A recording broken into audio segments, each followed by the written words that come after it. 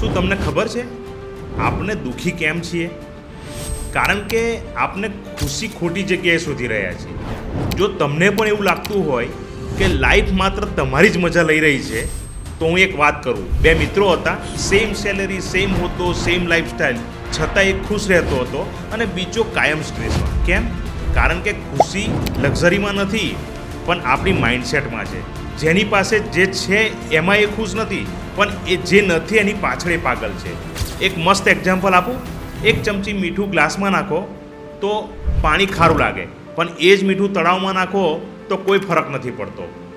Problems તો આવવાના જ છે, પણ તમારે નક્કી કરવાનું છે કે તમારે ગ્લાસ બનવું છે કે તળાવ.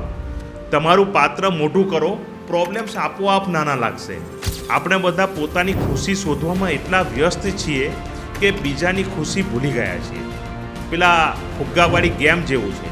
જો દરેક પોતાનો ફુગ્ગો શોધશે તો કોઈને નહીં મળે, પણ જો એકબીજાને મદદ કરશે ને તો 2 મિનિટમાં બધા પાસે ફુગ્ગા હશે. Happiness is a sad economy. યાદ રાખજો, દુઃખ એ હાર્મોનિયમની કાળી સ્વિચ જેવું છે. એના વગર સંગીત અધૂરું છે. એટલે લાઈફમાં જ્યારે લો ફીલ થાય ને, ત્યારે ગભરાવાને બદલે એકવાર કહેજો, યહ દિન ભી ચલે જાએંગે. Stay positive, stay wild.